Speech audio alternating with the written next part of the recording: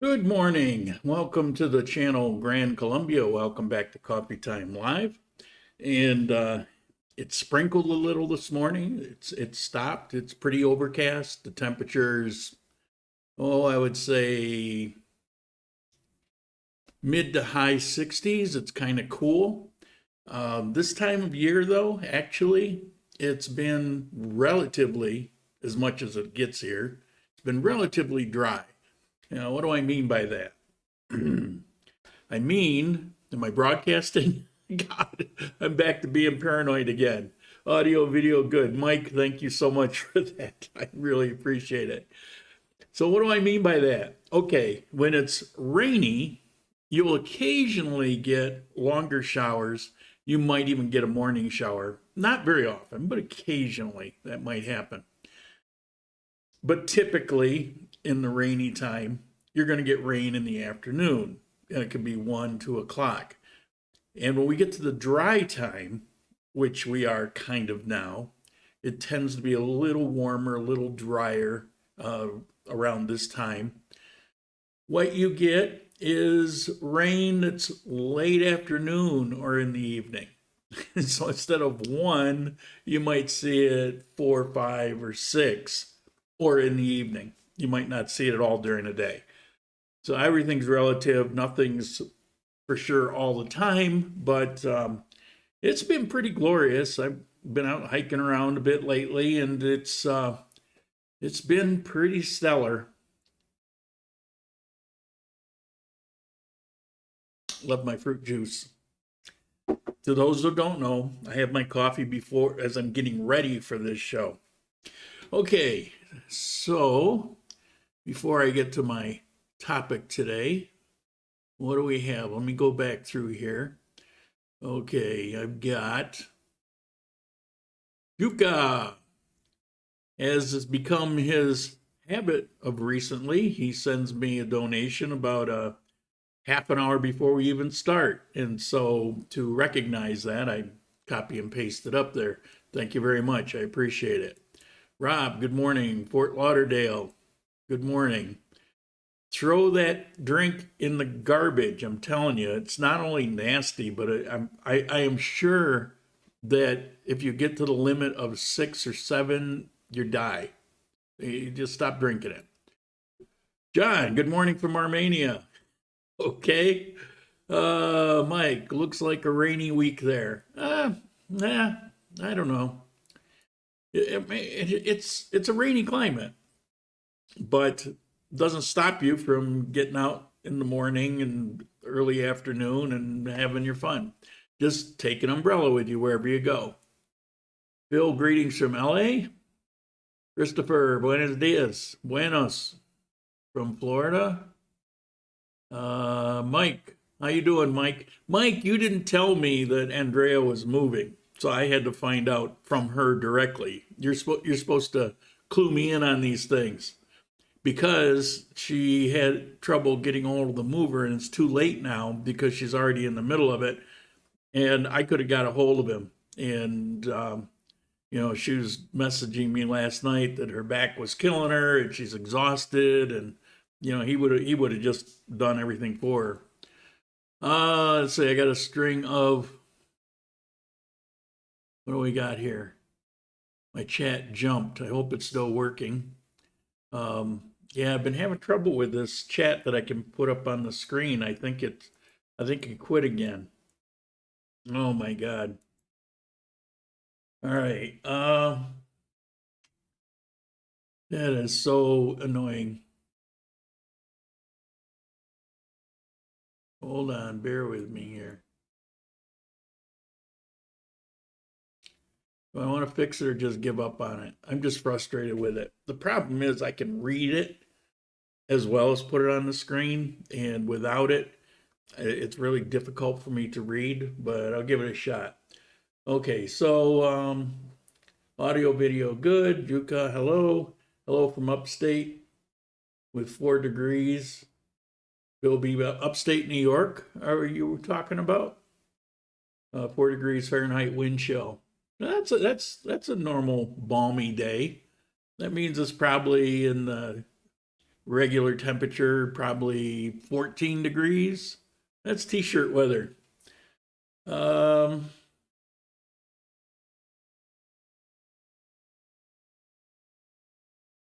having trouble.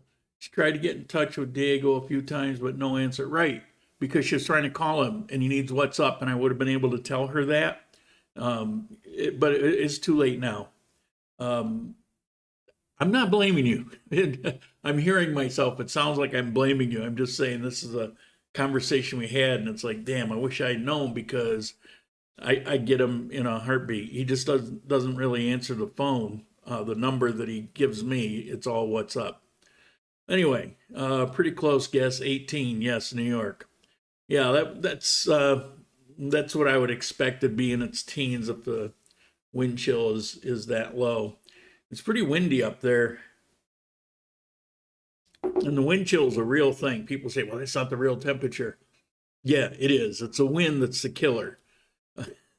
You can have a very reasonable temperature, but if that wind gets going, it just rips your skin off. It's terrible. C. Burnell, good morning from West Palm Bay, Florida. Good morning.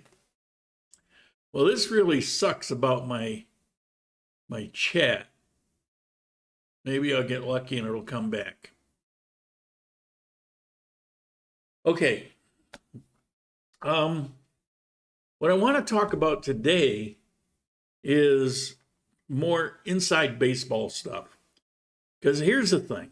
I'm asked a week, I would say a day doesn't go by, well, sometimes, but a week for sure doesn't go by when I don't have somebody saying, hey, can you connect me up with so-and-so? Hey, can you give me the number for so-and-so? And here's the thing. Unless somebody tells, I'm not going to give out numbers. And I don't really want to be the matchmaker. I don't mean that in a dating way, but I don't want to be the middleman. And everybody doesn't want to be connected. However, there is a desire for most people that are visiting here or have moved here or moving here or thinking of moving here.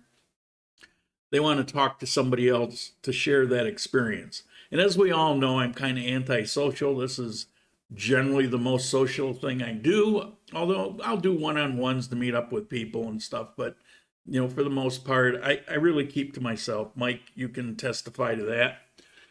Mike Jarvis, who's living here. And I like Mike. Good guy. I just tend to keep to myself. But most people want to make some connections. And so they say, can you connect? And so I've thrown things out there. You know, I've been, sending WhatsApp messages to people, and it's just kind of, it's annoying to me because I could see this could go on forever. And I don't want to be the switchboard. And I've told people, I said, well, go to the Facebook page. We've got the Adventures in Grand Colombia Facebook page. And a lot of people that watch these videos are on that Facebook page. I just go there and, create your own group or something like that. Well, it doesn't really work that way. So I've had an account with a site called Discord. And some of you will know because it's very famous, and other people that are not involved with what this is, maybe you've never heard of it. But it's a communication website. It's free, won't cost you anything. I've had an account with them for about 6 years, and I've never really used it. I've never really used it for myself for this channel. I've actually used it, and the reason I set it up is it's a pretty good way to communicate with business entities. And so if you want to actually have a conversation with somebody at XYZ business, it's not a bad way to go. And the beauty of it is you can do a chat and leave messages. You can do a voice call, like a Google Voice kind of thing. Or you can actually do a video call. And in my account, I can have video calls up to 100 people. So for example, if I have 50 people watching this right now, if we were actually in Discord, I could be doing this same thing, except you could be there live as part of it. And instead of posting a message, you could actually go on screen and talk. Now, we'd never do a coffee time that way because, hey, it's all about me and my life, right? But it certainly is a great way to share information. And another nice thing about it is you can go to my channel there and you can use, I don't have to be there. I don't have to be part of it. So if Mike, for example, goes on there and wants to meet Bill Beebe, who just came down to visit, you could both go in there and have a face-to-face video chat, or you could just leave messages for each other and make arrangements. You can make contacts that way, or even share your WhatsApp phone number or whatever. And so I really want to make a push today to convince you to go there and do that, share that information. I'm going to see if I can use it more often. As a matter of fact, it has a chat function that will integrate with the software that I use. It's called OBS Studio, that I use for the live streaming. So I can send it off to Twitch or YouTube or Facebook or wherever. So it's actually done in this software. And there's an integration feature where I can look at the chat there and see it in the program. And I wouldn't have all these chat issues that I'm always having. So I may be doing that in the future. You know, I can't keep having these chat failures. So I want to show you, let me see if I can go to it here. Let's give it a try. Yay, that works. And I see I'm still streaming, so that's good. All right. So what you see on the screen here in the middle is just things that I've posted up. Now I created over to the left, you'll see, if you can see the mouse cursor, and I know it's kind of small, but it says text channel. And there's a general, that's when you open it up, that's what you're seeing. And then I've got like a sub channel that's members. I was just kind of playing with the idea. Let me click on it and you'll see there's just, I put a post up to all contributors of the channel, a place to interact with others, be part of the group live video chats, to share information and to make friends. So you have that option. Now, if I go down a little bit here, you're going to see voice channels. And if I click on that, you see it says general. Now I or you can make subcategories, but if I click on general, boom, let's look down here. Follow it down, see where it's green? And just below that, it says video. Let's see if we can make this work. All right, so there's the screen that I have. So I can turn on camera. And now what you're seeing on the live stream is showing. But if I wasn't live streaming, if I were just sitting here and talking to you, then you would just, see me. And below that, where there's a box and a little pink circle with a white little guy with his arm raised, that's where you would be. And if you've got other people, then on the right side here, these boxes would line up, and you can have up to 100. And if I click on it, then it'll switch over. So if you're in there and you're talking, you can be the one showing on the screen with everybody else in the little icons. And if they're talking, they can click on it and then they're going to show up. So let me see if I can get out of here. Turn the video off. And there, boom. And boom. Now I'm using this camera. I'm using this camera, and normally you can only use a camera in one application. But what I did was I set up a virtual camera, and so I'm using this camera and then I'm mirroring from it. That's why you actually saw that picture in reverse of itself. So I've got a virtual or a mirror camera, so I could use that and this one at the same time. So there's a lot of potential of things that I can do with this in the future for this channel. However, there really is a great usage, I believe, for you guys. And everybody that watches this channel, for the most part, either want to visit here, they're already living here, they're thinking about living here. You know, it's an informational channel. I'm certainly not entertaining, but I do have information. And so that's why you come here. And so if you want information, what's better than talking to somebody like Mike? He's been here for, oh, you've been here, Mike, 3 months, 4 months, maybe. You know, he's gone through the entire process. He can tell you exactly what it is. People want and need that information, and rather than have me be the gatekeeper, which I have no interest in that, if you go to this page, be part of this page, and people that have interest can also go to this page and be part of this page. There you go. There's an app. You can put it on your phone. You can do voice calls, you know, within this app to each other, video calls. So it doesn't have to necessarily be on a desktop. So, yes, I'm really pushing hard for you to use it, because I know how much people want that, but they just figure, I don't know, I guess it's easier just to send me off an email and, you know, let me set it up, but I'm not going to do that. Okay. What else we got here? We're going to get to questions early, but again, travel insurance. If you need a couple months travel insurance in order to get your retirement visa, for example, the link is in the description below this video. It's also on the website, grandcolumbia.live. Check it out. They're very reasonable prices. I actually had somebody message me a few days back saying that they got it for that specific purpose and said it was the best price of the ones that they had checked. Well, that's actually what I found too. So it's something that you have to have.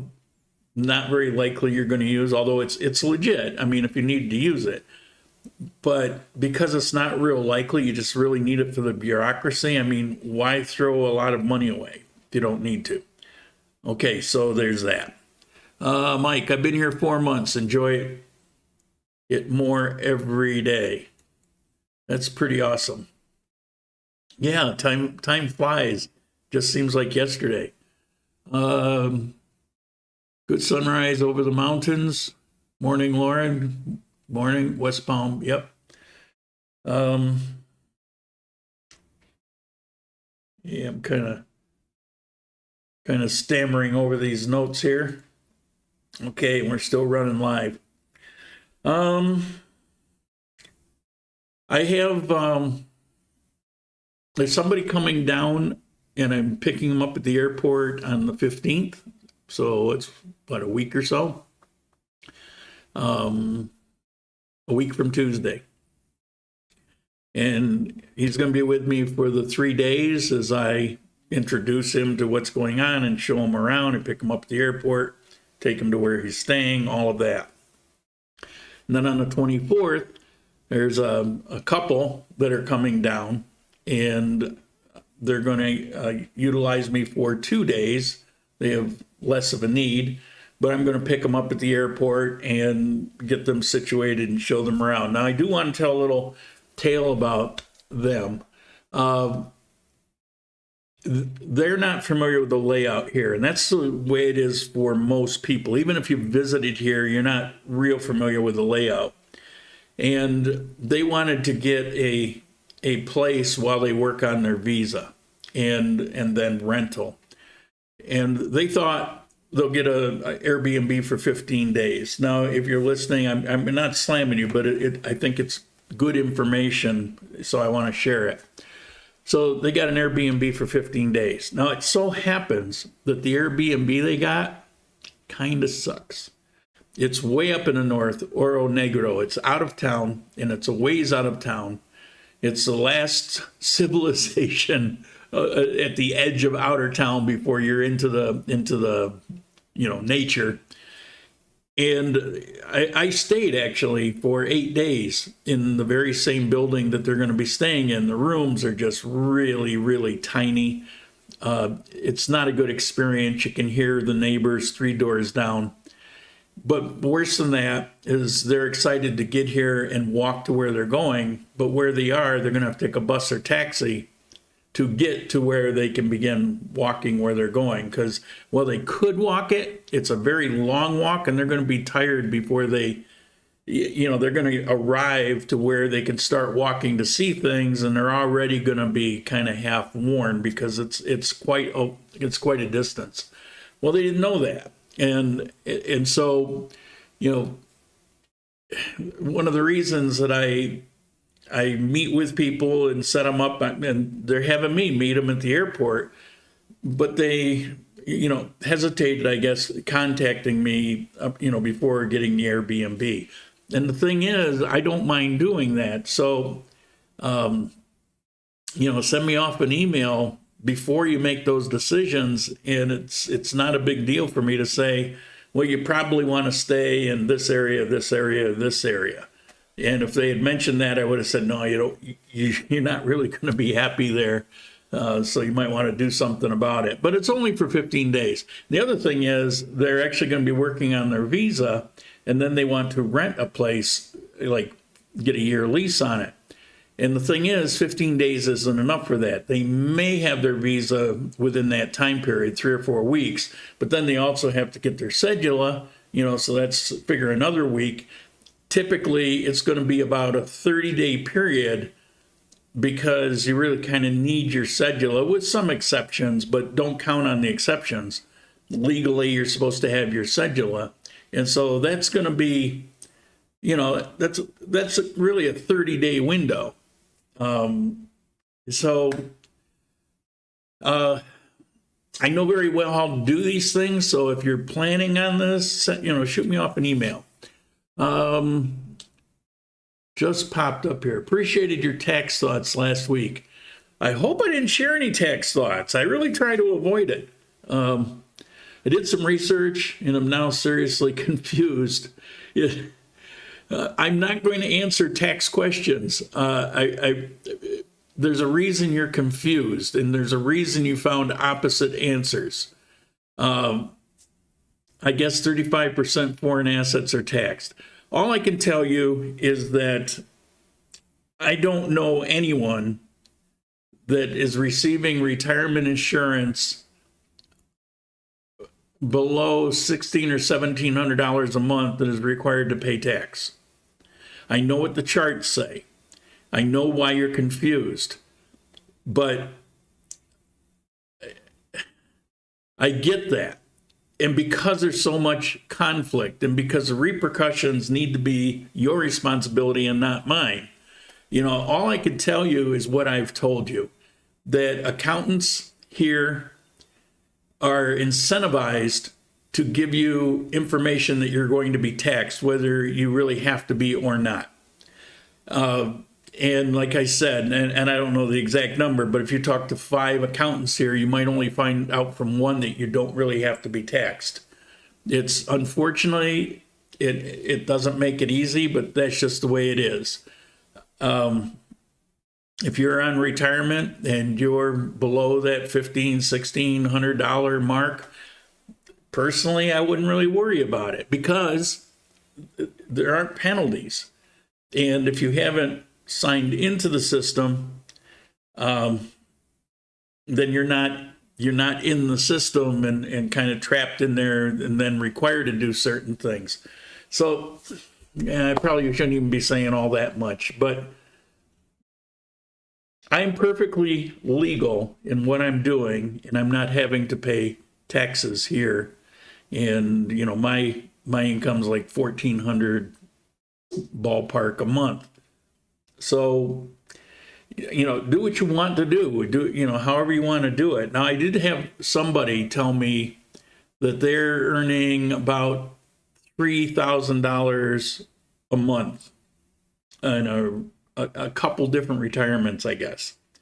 And and they found that they were going to have to pay tax. Well, even at that, I'm skeptical, but it's possible. And they want to come down here because, you know, they can buy certain things, you know, for a month that would cost, you know, it would be a year's expense. No, I'm not saying that right. Things would be much cheaper here than in the US, so their money will go much farther. It's far from the example I was going to give, but I don't want to take time to think about how to say it. And I get that. And they were talking about they're going to have to pay like a 15% tax. And so I'm looking at it, go, well, even if that's the case, if you're talking about saving half of that money by living here, then the 15%, you're still way ahead of the game. So I don't get the problem. But that's a very unique situation. Most people aren't retiring on, you know, on that kind of funds. But even then, you're only really required to, you know, report the Social Security thing. So there's all kinds of ways to handle this. And I'm sorry that I can't help you more with it. I know what my experience is, but I'm just not comfortable telling anybody what their situation is going to be.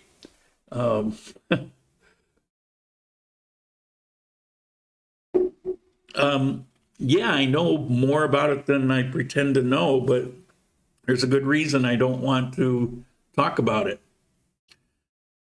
In person on a one-on-one, I might be more willing to, you know, share my opinion on certain things, but I certainly wouldn't do it on a public channel, because the thing is, people hear what they want to hear. And the minute I give some information on something, they're going, yeah, but you said such and such. Whether I said it or not, I mean, it's always going to be read the way people want to hear it.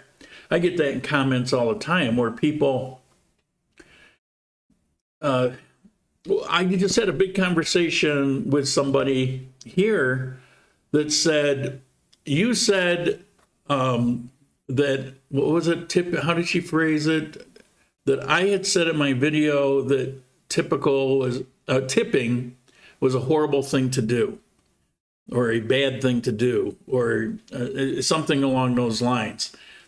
And I didn't really speak that way when I talked about tipping. When I did my videos on tipping, there's more to the story than what people understand if you're coming from North America. And so I give a cultural background where tipping is not a history of it, although it is becoming more common. Even here in Armenia in the last few years, you're beginning to see it more often. I talked about how they passed the law where it's a 10% deal, but they have to disclose it, and you have the option of rejecting it and saying, no, I don't want that, and it gets credited back to your bill. That's in restaurants. I've talked about the situation and how some people will be offended by it because they're more conservative and culturally. Well, I'm not going to go through the whole thing, but there's nuances to it. And the point of my video is to explain all of this so that you would understand this is not a society where the waitress is only getting half the pay of the other people that work there, like in the US, and you're obligated to tip because that's part of her income package. It isn't that way here. She's paid the same as the cashier, the same as the cook who cooked your food. And they say, you know, if you're tipping her, what about the guy who cooked the food that you liked? I mean, you know, how is it she's getting a tip and the cook isn't? You know, so I go through that so that you understand what you're doing, the impact that it has, and if you are going to tip, to try to tip within the confines of what is typical, the norm of society here. So if it's been established about a 10%, if you go into a restaurant, you can accept that 10%. If it's a restaurant that's not doing that, you can leave at 10%. I mean, it's your money, it's your life, do what you want to do. Just understand the potential repercussions. So what's my point in all that? My point is that she heard something that I didn't say, or it's out of context of what I was trying to express. So if I talk about something like tax, for example, people are going to hear what they want to hear. And there's no benefit for me to be in that kind of situation, because it won't be a positive thing. So, you know, what's the point? All right. I thought you couldn't be double taxed by the U.S. and Colombia. Well,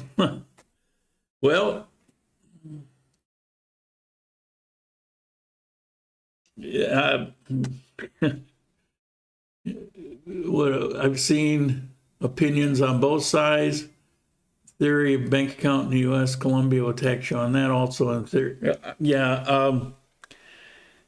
I know you guys need this information. I just can't go there. I have read the tax laws as much as I could, as much as they pertain to me.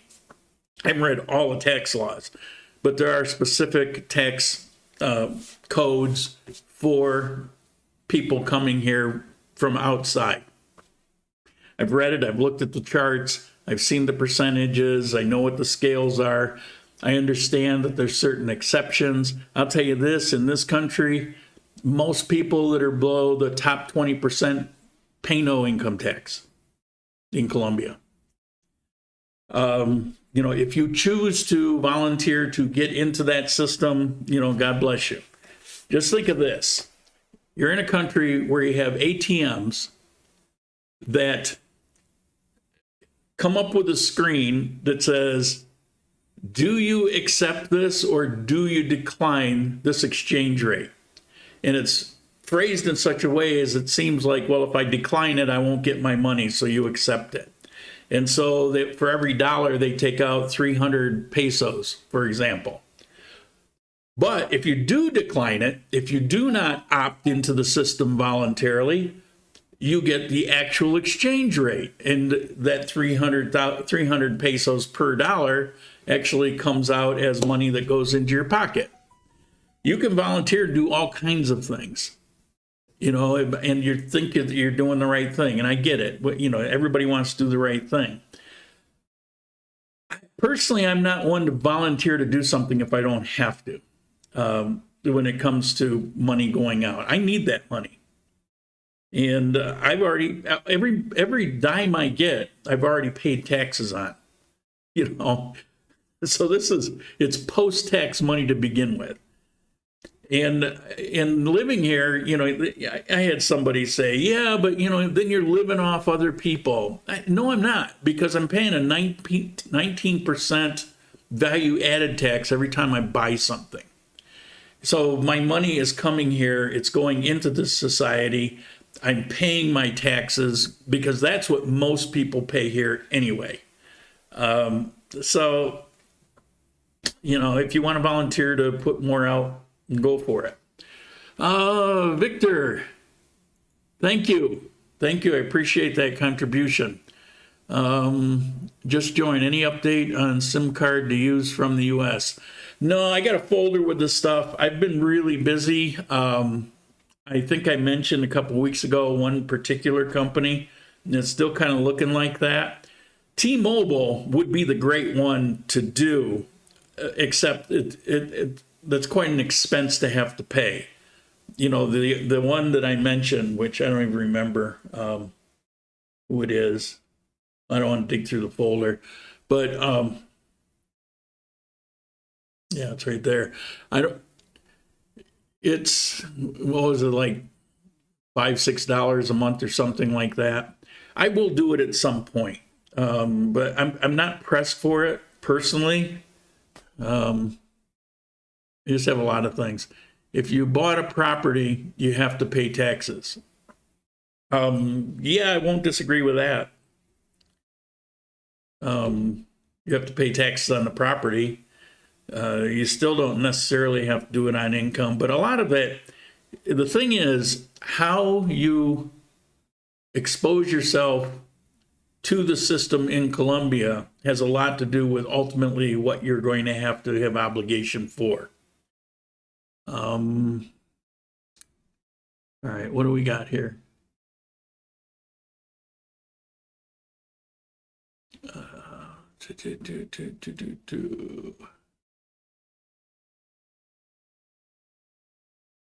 Right now. There it is. It worked again. So that's the Discord link. It's funny. It started working again.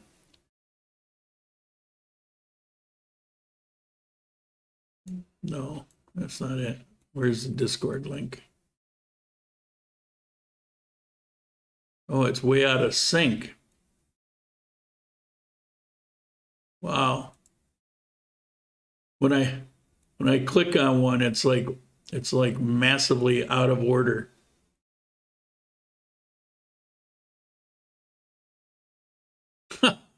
Okay. Kind of entertaining to me, but you can't see what I'm doing, so sorry about that.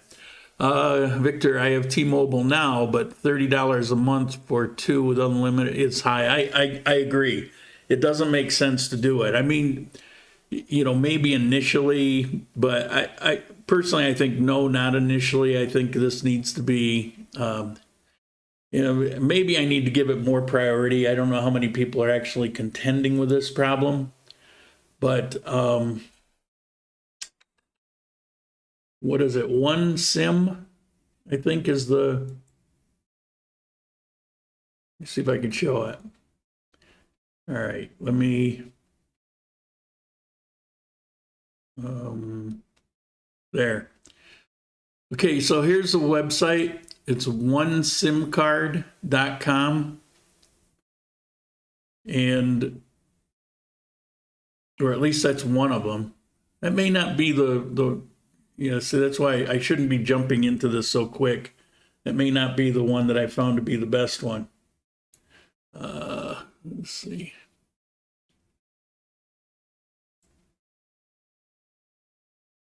No, that is the one. It's just in a different location. You're going to have to hunt through it.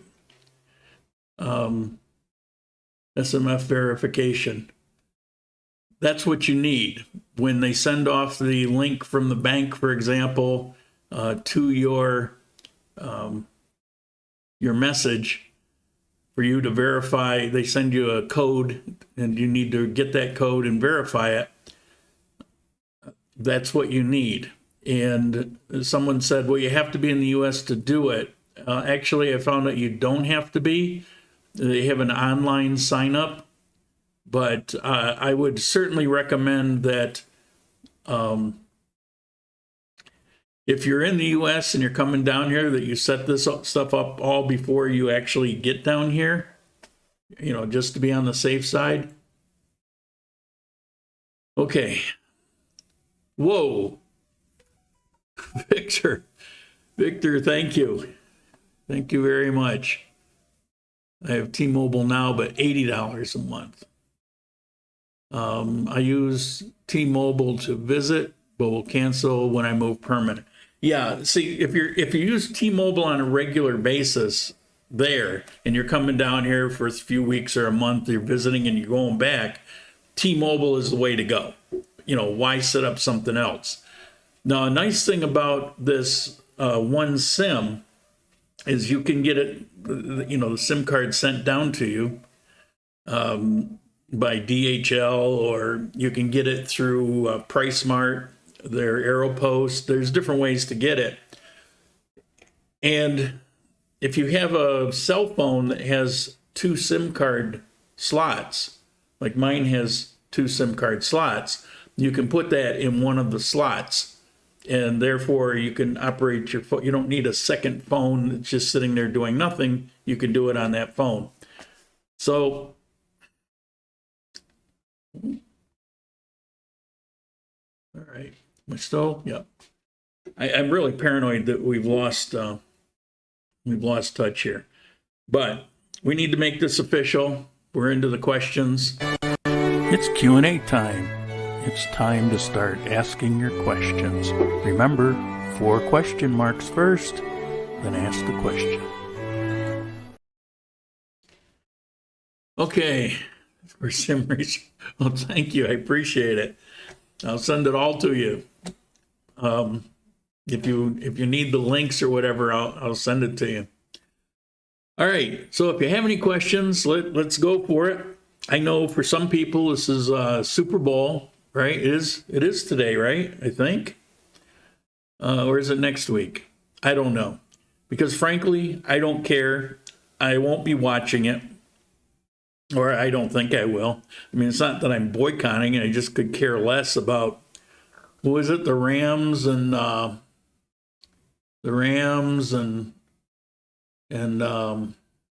who the heck is it? It's the Rams and those other guys. Who are the other guys? They're the ones that beat Kansas City, right? I don't know. I don't care. You know, the Bills, they're out of it. I'm sad about that. You know, and people saying, yeah, but it was one of the best games. It could have gone either way. Yeah, I get all that. You know, it's like they're an awesome team. And, but it didn't go both ways. And the sad part was they had 13 seconds to just kind of hang in there, and the defense was just worn out and they collapsed. And it was, yeah, Cincinnati. Yeah, thank you, John. So, you know, it's just kind of sad for me. All right, so you know, because I waited, well, my entire life, the Bills have never won a Super Bowl. It would be nice to see them go back to a Super Bowl. I do find solace in the fact that, you know, Jim Kelly and crew went to the Super Bowl 4 times in a row. That will never be repeated, and that was something pretty amazing. But it was also very frustrating, and you know, so it'd be nice to see. Because I figure, I mean, realistically, I am now, when I started doing these videos, I was 62 years old. I'm now 68 years old. And realistically, best case situation, I'm maybe live another 20 years. Probably, you know, another 10 or so, right? So I don't have a whole lot of time left in order to watch the Bills win the Super Bowl. And I would really like that. I mean, that would be nice. If is dialysis available for travelers in Armenia? Maybe you know something. I'll tell you that, yes. And the thing, people ask this kind of question all the time. And so I'm going to give a blanket answer. I'll give you a yes, but a blanket answer is whatever is available to you in the United States is also available here in Colombia. It's just how it is. There's nothing missing. There's nothing lacking. Medications, procedures, equipment. As a matter of fact, people time and again relate to me how much better it was in their experience in XYZ, Nebraska, or wherever. So, do you need a cedula in order to obtain your 3-year? No. You get your cedula after you have your visa. So you get your visa first, and then with the visa, that gives you permission to get your cedula. Your cedula is just your national ID card. Look, my driver's license.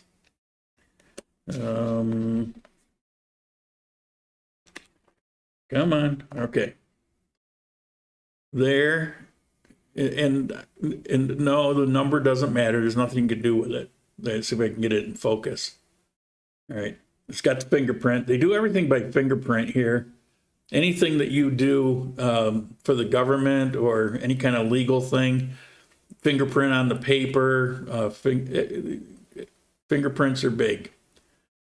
And so that's a cedula. It looks different than if you're Colombian, but this is for a foreigner. And that's basically your national ID card. And with that, you can do a lot of things that you can't do without it. You're required to get one, as a matter of fact. And understand this, in the U.S., you have these laws that if, you know, let's say a policeman sees you walking down the street and he comes up and he says, show me your ID. And you could say, no, No, I'm not going to show you tell me your name. No, I'm not going to tell you you haven't broken any laws. You're not required to do that. Here, you are required to show your ID. So keep that in mind. It's a routine thing. So if they ask you, and most countries are like that, most countries in the world. So, but understand that, because you can take a situation that is absolutely no big deal. Like when I was in the bus station time a few years back, and I talked about it in the video, the police came up and, demanded to see my ID.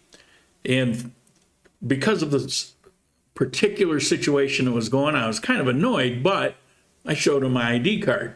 And after that, everything was cool. But if I took the stand of, well, I'm from the U.S., so I don't have to show the card, and it probably would have turned into esposas or handcuffs. So don't create a problem when there isn't one. Okay. Is that working? No. Should I try to stay on a tourist stamp as long as possible? We'll be moving to Cali in September, so I think I can stay on a tourist stamp until next June. It depends. If you plan on getting a cedula, no. Get your cedula as soon as possible. Don't delay. Because if for some reason there are delays in that cedula, it can get rather complicated. What if your tourist stamp is going to run out and for some reason you still don't have your cedula? Now you're burdened with, you got to leave the country, or you got to, if your intention is to get a cedula, just go get your cedula. Again, it's my opinion.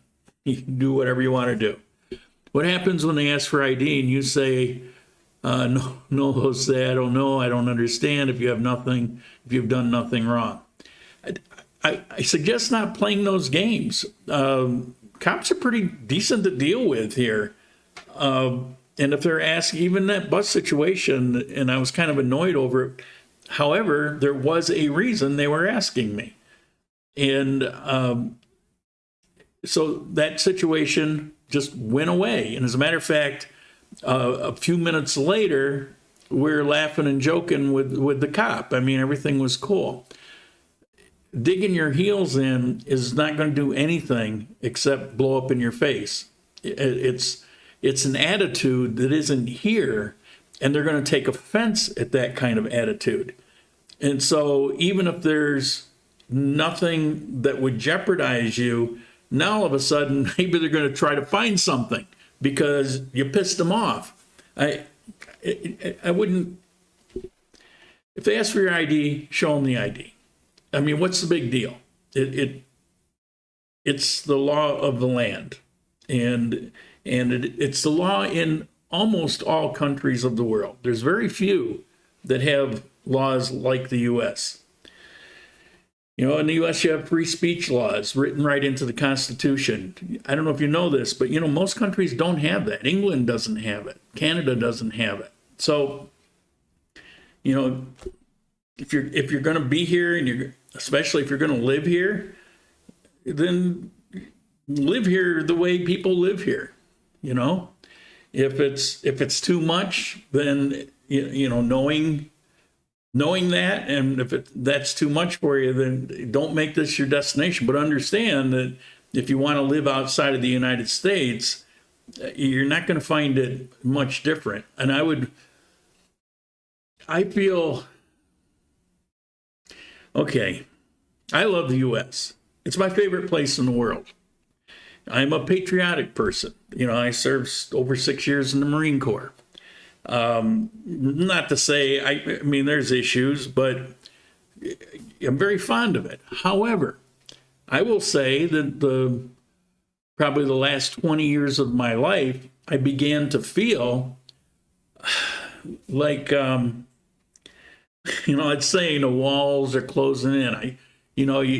You feel almost guilty. You've got cameras for surveillance. You got police that pull you over, and they're not friendly like they used to be. And I felt like I was living in a police state.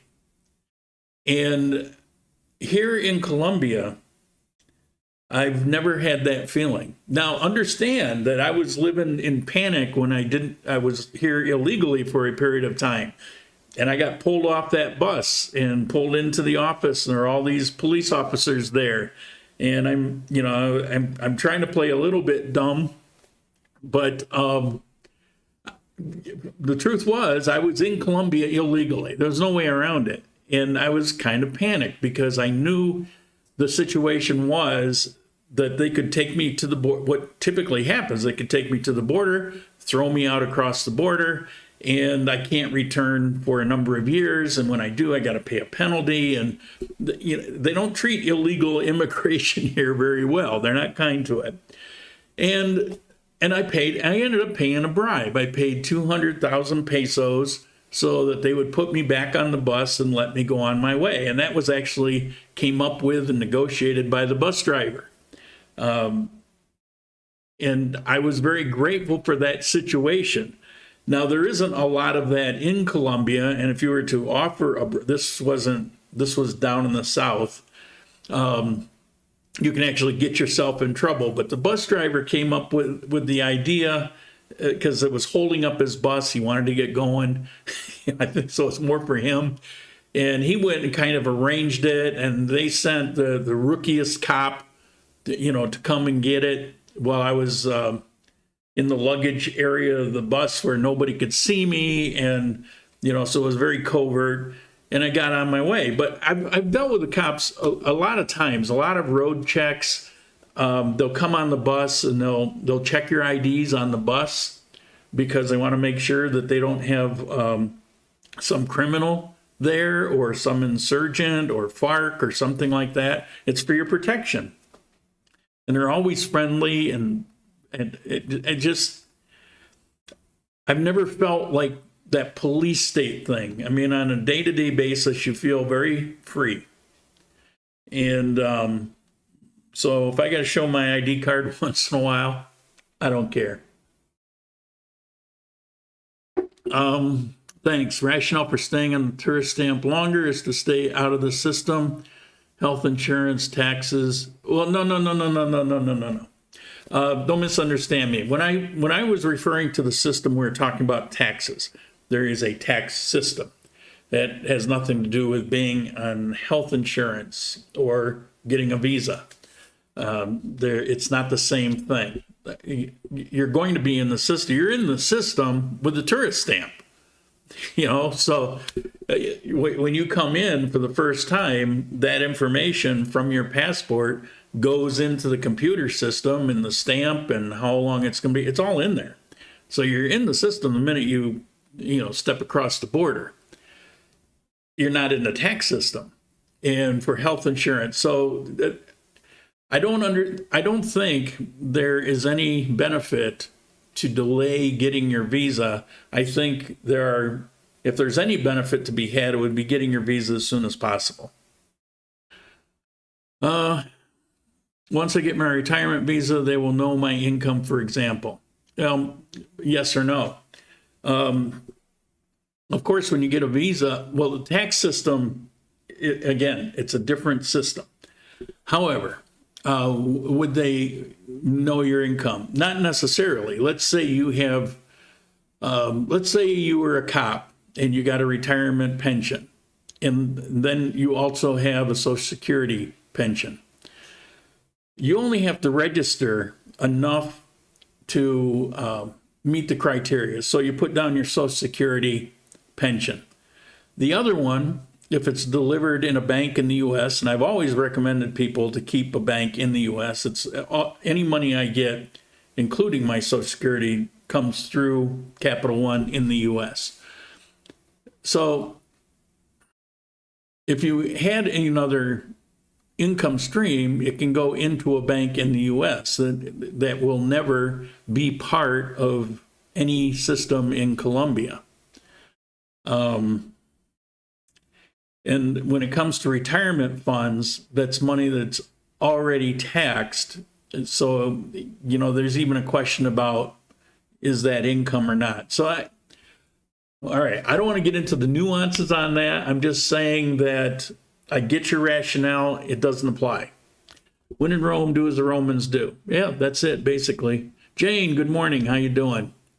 Oh, they bring drug dogs onto the bus. Never said that. Have I ever seen it? No. No, I've never seen that. I have seen in bus terminals, you'll see police dogs there sometimes.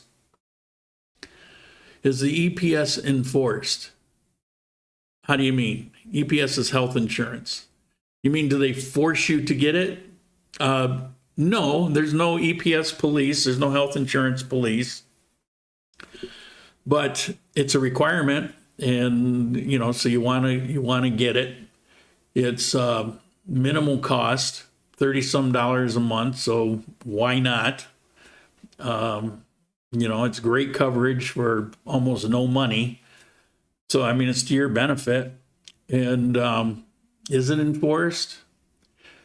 You're required to show it when you get your visa or you renew your visa. Well, when you get your visa the first time, that's where you can do the traveler's insurance. And that's where you get a 1-year visa. And during that 1 year, you get your EPS. And then for your second visa, you are then eligible for the 3-year visa. I came before COVID, so I was able to get my 3-year visa the first time. I'm on my 3-year visa now, but when it comes to 2 years into that 3, I can then go apply for my permanent residency and not do visas anymore. And that's the goal. When you hit 5 years, you can get your permanent residency. So it's not really enforced, but if you want to get your visa renewed, you better have it. You got to show, I think it's 6 months prior. God, it wasn't that long ago. I don't even remember. It's because it kept changing. It kept easing up. Like they wanted bank records, and then they didn't want bank records. There's a lot of things that changed. But I say get your EPS. You need it for yourself anyway. It's not like it's a lot of money. So for $37 a month, why put yourself in a position where, you know, at some point you got to go back and pay 2 years worth all in one lump sum? I mean, don't do that. When applying for an M visa, what income documentation do I need to provide? Depends on which one, but the only one I really speak to is retirement, because that's the one that I've had regardless of what I know about others. And so for a retirement visa, the only thing you need is a printout from your Social Security account. You don't need it certified. You don't need it apostilled. The visa agent will go to the U.S. Embassy for you in Bogota and will get that done for you. If you go to a visa lawyer, there's a good chance you might have to do that yourself and pay for the trip, pay for the hotel, and pay 3 times the amount for the privilege of doing that. Okay, what else we have? Income documentation. You know, it kind of depends. There's some, like if it's a retirement visa that's a private retirement, let's say you're not eligible for Social Security yet, but at the age 50, you've got a private retirement. In that case, you probably want to get it apostilled and certified because it's not governmental. Therefore, the embassy won't be able to certify and apostille. So you want to come to Colombia with that already done. And all documentation, and this I find in pretty much every country I've seen, all documentation must be valid with at least 6 more months on it. So if you go in for your visa today, then your passport must have at least 6 more months validity to it. If you have an apostilled document, that has to be within a certain period of time. In some cases, it must be within 90 days. And if it's outside of that time period, then you've got to go get a new one. So keep that stuff in mind. Means I can get EPS anytime I want. When you have your cedula, you can get EPS anytime you want. If you don't have your cedula, you cannot get EPS.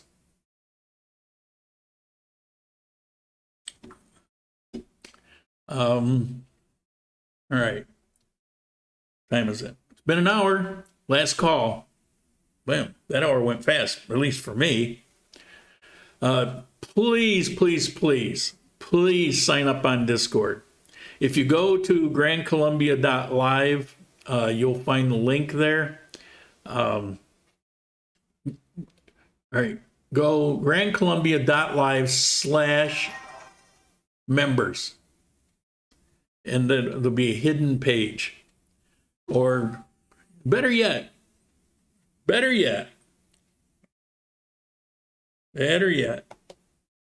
send me, there we go. There. Send me an email, ask me for the link for the Discord. Discord is great. Discord is great. It's an amazing system. Some people will look at it and think it's complicated. It actually isn't. And there'll be a lot of benefits in it for you. And I will be monitoring it from here on out. So it may be a day or so, but if you put something there, I mean, once you're in Discord, you don't have to email me anymore. You can just post up in there. You can send me a direct message there. You can just put it in the general thing.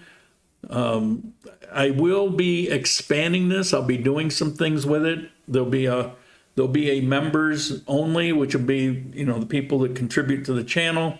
There'll be a separate little space for them for some things that, we can do in the future. And I'm thinking about getting a business visa versus M visa due to the 5% taken from my income. I can use the 5% to start a business versus just giving it away. I don't know what 5% you're talking about. I don't know. 5% is not on the tax chart if you're talking about taxes. So I have no idea what 5% you're referring to.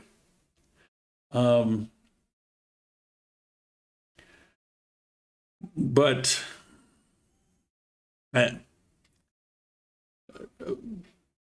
business investment visa, it's not a terrible way to go, but it does require 5% for medical insurance. I don't know what you're talking about. There is no such thing as a 5%. There is 11% of a certain percent. It doesn't work that way. I tried because I thought I had to have it for a visa. I've explained this before, that formula, it looked like I was going to have to pay $100 and some for my health insurance. When I got the EPS, they gave it to me at the $37, give or take, on the exchange, and could not take any more. I was concerned. I thought, if I don't show that I'm paying that full amount, I'm not going to be able to get my visa. They had no way to do it. They could not do it. I had no problem getting my visa. I didn't have to demonstrate that I was. So legally, there is a formula.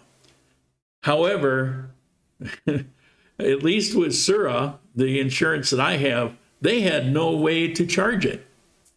And it's not a 5%. I guess it works out to around that, but it's there's a percentage of your income, and then I think it's like 11% of that percentage. But it isn't like that. It's what is it? I don't know. Works out to about $37. It may sound really complicated, but I mean, if you think about it, in the U.S., you have regulations and taxes and fees and everything that you do. And there's not so much. There really isn't that much. And when you get here, yeah, there's some new things that you have to navigate, but there's just a handful of them. And once you do them, it's done, it's over. So it's actually pretty simple. It is a struggle to figure them out the first time. That's why if you're coming here and you're coming to Armenia and you're working through me, I mean, that's why I do what I do, because, I try to make it easy. Mike, I don't know if you're still on here. Mike could tell you firsthand his experience. You don't have to do it live, but if you get a hold of Mike, I'll try to get him into the Discord, and you can ask him what's the real scoop. I happen to know that within about a month's period of time, he had his visa, he had his cedula. It took him a few months more to get his EPS. That can be kind of problematic, but you'll get there. He had his apartment. I mean, in a month he was good to go with everything except the EPS, which took him a couple months. Took me about 6 months. It was it was kind of a chore. Okay. Agree with Victor, never understood why they don't just say 5%. Well, yeah, 12.5% of 40% of your income, 5%. Victor, thank you. Yeah, you're right. You're right. It's baffling, but it's how they do things. But then it doesn't even amount to that. It just doesn't work that way. Now, are there some people that are paying it? Yeah, it could be. It could be, but I could not. I tried for 3 months to get them to take more money. I sent them the documents. Here's what I'm actually getting. Bottom line is they couldn't do it and had no way to do it. So at some point you just kind of give up and say, okay, then I'll just give you the $37. Twist my arm. All right. I think that, HD chillin'. Thank you. Thank you, sir. Appreciate it. I wore my hat the other day. Oh, yeah, I do want to mention this. You see this mess? It's like, look at this. Look at this mess. You see this?